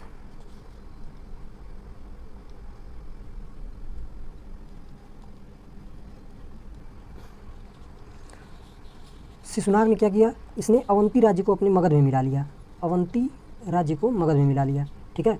अवंती का मर्जर कर देता है मगध में मिला दिया। और शिशुनाग ने इस वंश का इतिका नाम कालक्रम भी लिख लीजिए आप लोग, 412 से लेकर आपका 344 ईसा पूर्व तक था, ठीक है। और उसके बाद शिशुनाग वंश में इसी तरीके से कई और राजा हुए। अंतिम में जाके का इतिका नाम इसका एक, इस वंश का सबसे अंतिम शासक जो था वो कालाशोक था, कालाशोक, ठीक है। कालाशोक का एक सेनापति था महानंदिन, ठीक है। उसने क्या करी, इसकी हत्या कर दी, और महानंदिन ने हत्या करके नंद वंश की स्थापना करी, ठीक है। शिशुनाग वंश के बारे में केवल इतना ही जानने लायक है कि उसका इतिका नाम शिशुनाग ने इसकी स्थापना करी थी, और अंतिम में जाके इतिका नाम में कालाशोक, इतिका नाम कालाशोक का एक सेनापति था महानंदिन, उसने इसकी हत्या कर दी, और महानंदिन ने नंद वंश की स्थापना करी, नंद वंश की स्थापना। नंद वंश का कालक्रम कब तक था, नंद वंश का जो कालक्रम था यह आपका 344 ईसा पूर्व से लेकर 324 ईसा पूर्व तक था, ठीक है। यहाँ तक आपका नंद वंश हो गया। नंद वंश की स्थापना यहाँ पे आप लोग ये भी लिख लीजिएगा, क्योंकि एग्जाम में अक्सर आप लोगों से पूछ देता है। इसकी स्थापना किसने करी थी, नंद वंश की स्थापना करी थी आपका महानंदिन ने, महानंदिन, ठीक है। और महानंदिन के बाद कौन शासक बना, महानंदिन के बाद महापद्मनंद शासक बना, महापद्मनंद शासक बना। महापद्मनंद के बाद एक घनानंद नाम का इतिका नाम शासक बना, घनानंद। और घनानंद ने आचार्य चाणक्य का इतिका नाम काफ़ी अपमान किया, जिससे आचार्य चाणक्य ने चंद्रगुप्त की सहायता से इस वंश को उखाड़ फेंका, ठीक है। और जब इस इतिका नाम में इस वंश को उखाड़ फेंका तो उसके बाद मौर्य वंश की स्थापना हुई। चाणक्य की सहायता से चंद्रगुप्त मौर्य ने करी। और घनानंद के समय में ही 326 ईसा पूर्व में आपका इतिका नाम कौन आता है, सिकंदर आक्रमण करता है। सिकंदर के बारे में हम लोग बाद में देखेंगे, ठीक है। चलिए धन्यवाद, चैनल को सब्सक्राइब कर लीजिएगा। देखिए चैनल को सब्सक्राइब करने के साथ साथ अब हम लोग मूव करते हैं इधर अपना क्वेश्चंस की तरफ, जो पुराने क्वेश्चंस आए हुए हैं। देखिए सीजीएल में आया हुआ क्वेश्चन है, भरत जन के नाम पर इंडिया का नाम भारत रखा गया था, इनके साथ दशरथ युद्ध का वर्णन मैंने बताया था, ठीक है। निम्नलिखित में से किस वेद में इस जन का सर्वप्रथम उल्लेख मिलता है। तो भरत जन नाम के कबीले का उल्लेख कहाँ मिलता है, भरत जन नाम के कबीले का उल्लेख हमें ऋग्वेद में मिलता है, ठीक है, दशरथ युद्ध के समय।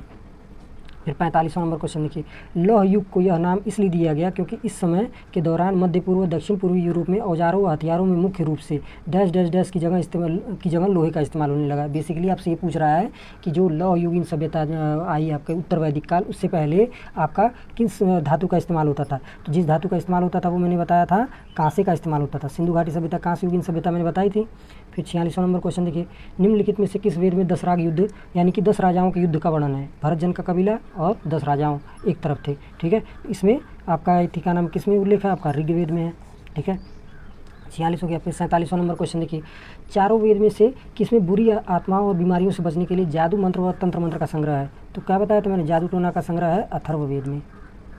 फिर 48वां नंबर, आर्यों की मुख्य सामाजिक इकाई क्या थी। अभी मैंने बताया था कि जन थी, फिर उसके बाद विदत थी, सभा थी, समिति थी। इस तरीके से अलग अलग कई इकाइयाँ थी, मगर जो सामाजिक इकाई थी वो 4 मुख्य भागों में बटी हुई थी। जन थी, फिर उसके बाद विदत थी, विदत के बाद आपका ग्राम थी, ग्राम के बाद सबसे छोटी इकाई कुल थी। तो हमारा यहाँ पे आंसर क्या होगा, जन। 49वां नंबर क्वेश्चन देखिए, 49 नंबर क्वेश्चन ये कह रहा है कि उत्तर वैदिक काल में निम्नलिखित में से कौन सा वर्ण मुख्य रूप से खेती, पशुपालन और व्यापार जैसे काम करता था। तो खेती, पशुपालन और व्यापार वाले काम किसके थे, ये वैश्य लोगों के काम थे। जो ब्राह्मण थे वो तो पूजा पाठ करवाते थे, क्षत्रिय थे वो युद्ध का कार्य कर देखते थे, और वैश्य जो थे वो इतिका नाम में अपना व्यापार वगैरह देखते थे, और जो शूद्र थे वो इन चारों की सेवा किया करते थे। निम्नलिखित में से किस नदी का प्राचीनतम विपाशा था। तो विपाशा किस नदी का इतनी प्राचीन नाम मैंने बताया, व्यास नदी का। देखिए आपके एमटीएस में आया हुआ क्वेश्चन है, ठीक है। फिर 51वां नंबर क्वेश्चन देखिए, वैदिक आर्य सप्त सिंधु नामक क्षेत्र में रहते थे, जिसका अर्थ 7 नदियों द्वारा अपवाहित क्षेत्र था। 7 नदियों में से झेलम एक नदी थी, इसका क्या नाम था, पुराना नाम। बेसिकली आपसे इतना लंबा क्वेश्चन करने का मतलब इसका यही है कि झेलम का पुराना नाम आप लोग बताइए। तो झेलम का पुराना नाम मैंने अभी नोट में लिखवाया है, वितस्ता है, ठीक है। इसीलिए ये क्लास काफ़ी लंबी हो गई थी, ठीक है, ताकि आप लोगों को देखिए कोई भी एक भी ऐसा क्वेश्चन नहीं है जो आपका इतिका नाम मैंने नोट्स में लिखवाया और PYQ के रूप में वो आया ना हो। निम्नलिखित में से किस नदी का उल्लेख वैदिक साहित्य में वितस्ता के रूप में मिलता है। तो वितस्ता के रूप में किसका उल्लेख मिलता है हमें, झेलम का। अभी पिछले वाला क्वेश्चन SSC स्टेनोग्राफर में था, फिर आपका यहीं पे आ गया स्टेनोग्राफर में ही। निम्नलिखित में से कौन सा वेद संगीत से संबंधित है। तो संगीत सारे गामा पाधा निसा किस में है, आपका सामवेद में है, ठीक है, सामवेद ऑप्शन ही हो गया। फिर 54वां नंबर क्वेश्चन देखिए, निम्नलिखित में से कौन सा वेद सबसे पुराना है। तो मैंने क्या बताया था, सबसे पुराना आपका ऋग्वेद है, ठीक है। फिर आपका 55वां, पुरुष सूक्त किस वेद का एक मंत्र संग्रह है। पुरुष सूक्त का उल्लेख किस में मिलता है, पुरुष सूक्त का उल्लेख हमें मिलता है ऋग्वेद में मिलता है, ठीक है। देखिए ऋग्वेद से भर भर क्वेश्चन है, इसीलिए थोड़ा इस क्लास को लंबा कराना का वो था प्लान। देखिए वैदिक कालीन चतुराश्रम यानी कि 4 इतिका नाम जो आश्रम हैं उनके इतिका नाम व्यवस्था के अनुसार पारिवारिक अवधि के लिए निम्नलिखित में से किस पद का प्रावधान किया गया है। तो 4 आश्रम है, जैसे ब्रह्मचर्य है, ब्रह्मचर्य, गृहस्थ, संन्यास है, वानप्रस्थ है। तो इसमें जो परिवार वाली अवधि है ये आपकी वानप्रस्थ है, ठीक है। फिर आपका 57 नंबर क्वेश्चन देखिए, अरे सॉरी यार, वानप्रस्थ तो वेदों में वनगमन को कहा जाता है, वानप्रस्थ गृहस्थ है, ठीक है, सॉरी गलती हो गई, गलती के लिए क्षमा प्रार्थी हूँ। वेद ऋषि कपिल का संबंध भारतीय दर्शन के किस दर्शन से, किस फिलॉसफी को इतिका नाम में ऋषि कपिल ने प्रतिपादित किया था। तो आपका सांख्य दर्शन, जो सांख्य दर्शन है उसको किसने प्रतिपादित किया था, कपिल ने। फिर ऋग्वेद कितनी पुस्तकों या मंडलों में विभाजित है। तो अभी मैंने वो इतिका नाम बताया था आपको, 10 मंडलों में विभाजित है। फिर 59 नंबर क्वेश्चन देखिए, 59 नंबर क्वेश्चन आपको क्या कह रहा है, ठीक है, निम्नलिखित में से कौन सा उपवेद ऋग्वेद से संबंधित है। शिल्पवेद, गंधर्ववेद, आयुर्वेद या धनुर्वेद। तो देखिए अलग अलग वेदों के अलग अलग उपवेद हैं, ठीक है। तो हमारा जो ऋग्वेद से संबंधित उपवेद है वो है आयुर्वेद, ठीक है। आयुर्वेद किससे संबंधित है, आपका ऋग्वेद से संबंधित है। इसमें चिकित्सा का इतिका नाम बेसिकली बताया गया है। फिर देखिए आपका ऋग्वेद में ऋषि विश्वामित्र और देवी के रूप में पूजी जाने वाली दो नदियों के बीच संवाद के रूप में एक भजन है, और वो ये कौन सी नदियाँ हैं?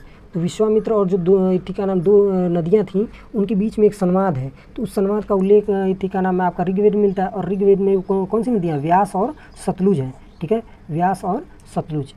फिर उसके बाद 61 नंबर क्वेश्चन देखिए, अथर्ववेद में कितने भागों में बांटा गया? बेसिकली खंडों का संग्रह है, ये आप उनसे ये पूछ रहा है, मगर कितने भागों में बांटा गया इसके कहने का मूल मंत्र यही है। तो अथर्ववेद में कुल 20 खंड हैं। ठीक है, 20 खंडों में ये संग्रहित है। एसएससी सीजीएल में आया हुआ क्वेश्चन है। फिर देखिए 61वां नंबर क्वेश्चन, निम्नलिखित में से किस नदी को वैदिक काल में परुषणी के नाम से जाना जाता था? तो परुषणी के नाम से मैंने क्या बताया था? रावी को जाना जाता था। ठीक है, परुषणी के नाम से रावी को जाना जाता था। 63वां नंबर क्वेश्चन देखिए, रावी नदी का ऋग्वैदिक नाम क्या है? रावी नदी का नाम अभी ऊपर आया था, परुषणी। 1 सेकंड भी नहीं हुआ, CHSL में आया हुआ क्वेश्चन है। फिर 64वां नंबर क्वेश्चन देखिए, निम्नलिखित में से कौन सा विद्वान आर्यों के तिब्बत ह्यूम थ्योरी का से संबंधित है? तो आर्यों को तिब्बत का निवासी किसने बताया था? मैंने नोट्स में लिखवाया है ना, दयानंद सरस्वती। दयानंद सरस्वती का मानना था कि आर्य तिब्बत से आए हुए हैं। फिर 65वां देखिए, कुल कितने वेदांग हैं? कुल आपके 6 वेदांग हैं। ठीक है, फिर 66वां नंबर क्वेश्चन की, वेदांगों के संदर्भ में निम्नलिखित शब्दों में से कौन सा शब्द अनुष्ठान को दर्शाता है? देखिए ये मैंने नहीं बताया था। तो अनुष्ठान को आप का नाम दर्शाता है कल्प। ठीक है, कल्प आपका वेदों के अनुष्ठान के बारे में बताता है, और कल्प को वेदों का क्या कहते हैं, हाथ भी कहा जाता है। पणिनि ने इसको मानवीकरण किया है। फिर देखिए, एक समय पर वैदिक सभ्यता में राजा को गोपति कहते थे, जिसका अर्थ था, गोपति मतलब क्या होता था? गोपति का मतलब होता था मवेशियों का स्वामी। ठीक है, क्योंकि ये पशुपालन के ऊपर था, तो जो जिसके पास ज़्यादा पशु थे वो आपका जिसके पास ज़्यादा गाय थी वो गोपति कहलाता था। तो मवेशियों के स्वामी को हम लोग गोपति कहते थे। फिर देखिए 68वां नंबर, भारत में वैदिक सभ्यता किस नदी के किनारे विकसित हुई थी? तो वैदिक सभ्यता जो थी वो आपका सरस्वती नदी के किनारे विकसित हुई थी, सिंधु नदी नहीं है। अब देखिए अब आपका आ गया महाजनपद काल, महाजनपदों का उदय। मगध महाजनपद जो है, इसका मगध महाजनपद किन दो नदियों के बीच में घिरा हुआ है? तो मगध महाजनपद जो है वो गंगा व सोन, आपका बिहार उत्तर प्रदेश की गंगा से लेकर सोन नदियों को जो बीच क्षेत्र है वो आपका मगध कहलाता है। पटना वटना रखे हुए, पटना हो गया, देवरिया हो गया, ये सब का नाम इस तरीके का जो क्षेत्र है, गाजीपुर, ये सब आपके एक टाइम पे मगध का हिस्सा था। फिर देखिए वज्जी महाजनपद की राजधानी क्या थी? तो वज्जी महाजनपद की राजधानी थी वैशाली। वज्जी की राजधानी कहाँ थी? वैशाली। साथ में आप लोग अटेम्प्ट करते चलिए, इससे पहले कि मैं उत्तर बताऊं आप लोगों को उत्तर पता होना चाहिए। जो नहीं है इतनी नोट्स में लिखाया है उसको आप लोग इत्ती का नाम नोट कर लीजिए, यही इत्ती का नाम पढ़ने का तरीका होता है। 71वां नंबर क्वेश्चन है, राजगृह किस महाजनपद की प्रथम राजधानी थी? अवंती, कौशल, कुरु या मगध? तो राजगिरी किसकी राजधानी थी? राजगिरी मगध की राजधानी थी। और राजगिरी को किसने बसाया था? बिंबिसार ने, हर्यक वंश का शासक था। निम्नलिखित में से कौन सा प्राचीन भारत का पहला साम्राज्य है जिसमें युद्ध के लिए बड़े पैमाने पर हाथियों का उपयोग किया जाता था? तो बड़े पैमाने पर हाथियों का उपयोग कौन करते थे? मगध के लोग करते थे। ठीक है, यहाँ पे लोहे की प्रचुरता थी और हाथी भी यहाँ पे बहुत सारे का नाम उपलब्ध थे, इसीलिए मगध अंतिम में सबका बाप बन बैठा। फिर 73वां नंबर क्वेश्चन देखिए, भगवान गौतम बुद्ध के जीवन काल के दौरान 7वीं और 6वीं शताब्दी ईसा पूर्व में कितनी महान शक्तियाँ या महाजनपद अस्तित्व में थी? तो भगवान का नाम महात्मा बुद्ध के समय में आपका कितने महाजनपद थे? 16 महाजनपद। देखिए सीजीएल टियर 1 में भी आया हुआ है और SSC JEE सिविल में भी आया हुआ है, सेम ही क्वेश्चन 2 एग्जामों में 2 साल में आया हुआ है। फिर देखिए 74वां नंबर क्वेश्चन, निम्नलिखित में से कौन सा राज्य सही राज्यों में से एक नहीं है जो कि 7वीं और 6वीं शताब्दी के शुरू में ईसा के पूर्व भारत में मौजूद था? तो आपका कौन सा इत्ती का नाम राज्य होगा? ये आपका वैशाली होगा। वैशाली क्यों ऐसा इत्ती का नाम है? क्योंकि वैशाली जो था वो आपका गणतंत्र था। ठीक है, इसीलिए अंतिम में जाके मिट गया। फिर देखिए 75वां नंबर क्वेश्चन, 75वां नंबर क्वेश्चन ये कह रहा है कि कौन सा बौद्ध ग्रंथ 16 महाजनपदों का उल्लेख करता है? तो 16 महाजनपदों के बारे में तो हमें और भी अलग अलग कई जैसे पुराणों से भी जानकारी मिलती है और भी कई लोगों से जानकारी मिलती है, मगर सबसे उनमें इम्पॉर्टेंट है अंगुत्तर निकाय। अंगुत्तर निकाय जो है बौद्ध धर्म ग्रंथ है जिसमें पूरे के पूरे 16 महाजनपदों का उल्लेख है। पुराणों में किसी में 2 का उल्लेख है, किसी में 3 का उल्लेख है, किसी में 12 का उल्लेख है, इस तरीके से अलग अलग, मतलब टोटल जितने भी 16 महाजनपद हैं उनका उल्लेख आपका अंगुत्तर निकाय में मिलता है। फिर देखिए 76वां नंबर क्वेश्चन, प्राचीन शहर चंपा को का नाम किस महाजनपद की राजधानी माना जाता था? तो प्राचीन जो चंपा शहर था वो कहाँ की राजधानी थी? मैंने बताया अभी, अंग की राजधानी थी, जहाँ का राजा कर्ण था। ठीक है, और यहीं का राजा ब्रह्मदत्त था। फिर उसके बाद आपका इति का नाम आ गया 5वां चैप्टर। देखिए मगध का उत्कर्ष, ये क्वेश्चन मैंने YCT यानी कि यूथ कंपटीशन से उठाए हैं। हर किसी को इति का नाम कहीं न कहीं से क्वेश्चन तो उठाने पड़ेंगे ना, या क्वेश्चन खुद से बना दूंगा, मुझे इतना ब्रह्म ज्ञान नहीं मिला है। जिसको लगता है कि अरे मास्टर नकल करके ला रहा है, भैया तुमको ब्रह्म ज्ञान मिला हुआ है, हमको ब्रह्म ज्ञान नहीं मिला हुआ है, हमको कहीं न कहीं से सोर्स तो लेना ही पड़ेगा। फिर देखिए मगध का उत्कर्ष, ये है आपका मौर्य वंश ने निम्न में से किस राजवंश के बाद मगध पर शासन किया। तो मौर्य किसको हटा के आए थे, नंद राजवंश को। घनानंद अंतिम शासक था, उसको हटा दिया था, ठीक है। उसके बाद मौर्यों का शासन आया था 326 ईसा पूर्व में, मैंने बताया। बिंबिसार किस वंश के राजा थे, तो बिंबिसार जो थे ये आपके हर्यक वंश, जिसको पितृहंता वंश भी कहा जाता है। इसमें एक राजा अपने बाप का हत्या करता था, दूसरा राजा उसकी जगह लेता था।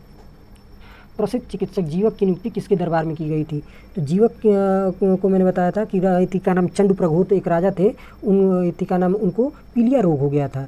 तो पीलिया रोग होने के कारण इनको इति का नाम भेजा गया था, किसके इति का नाम दरबार में नियुक्ति करी गई थी। अरे यहाँ पे गलत है यार, ये बिंबिसार है, अशोक इति का नाम इसमें गलत दिया हुआ है, बुक में गलत दिया हुआ है, बिंबिसार है। फिर देखिए 80 नंबर क्वेश्चन, हर्यक वंश से इसीलिए थोड़ा YCT का यही दिक्कत है, कहीं ना कहीं कुछ ना कुछ गलत हो जाता है। हर्यक वंश से मगध के पहले शासक थे, तो हर्यक वंश से मगध के पहले शासक कौन थे, बिंबिसार थे। फिर देखिए 81 नंबर क्वेश्चन, निम्नलिखित में से कौन नंद वंश का अंतिम शासक था, घनानंद, गोविशाणक, पांडुका या कैवर्त। तो आपके घनानंद थे। फिर देखिए 82 नंबर क्वेश्चन, हर्यक वंश का शासक अजातशत्रु किसका पुत्र था, तो अजातशत्रु ने अपने पिता बिंबिसार की हत्या करी थी। फिर 83 नंबर, राजा अजातशत्रु किस वंश के शासक थे, हर्यक वंश से। हर्यक वंश दबा के पूछ दिया है आपका CGL में। फिर उसके बाद 4वीं शताब्दी ईसा पूर्व में मगध की राजधानी को कहाँ स्थानांतरित किया गया, तो मगध की राजधानी को पाटलिपुत्र स्थानांतरित किया गया। उदयन ने इसकी स्थापना करी थी, अभी मैंने बताया। चलिए यहाँ पे हमारा लेक्चर ख़त्म होता है, और कोई भी आप लोगों को इति का नाम डाउट हो या कोई भी थी हो तो आप लोग कमेंट में बताइएगा, मैं अगले दिन उसका निराकरण कर दूंगा। हालांकि ये क्लास थोड़ी लंबी हो गई है, और क्लास इति का नाम लंबी तो होगी। अगर आपको कॉन्सेप्ट क्लियर करना है और अच्छे से क्वेश्चंस भी करना है, तो क्वेश्चन को भी और थ्योरी को भी कंप्लीट करने में समय तो लगता है।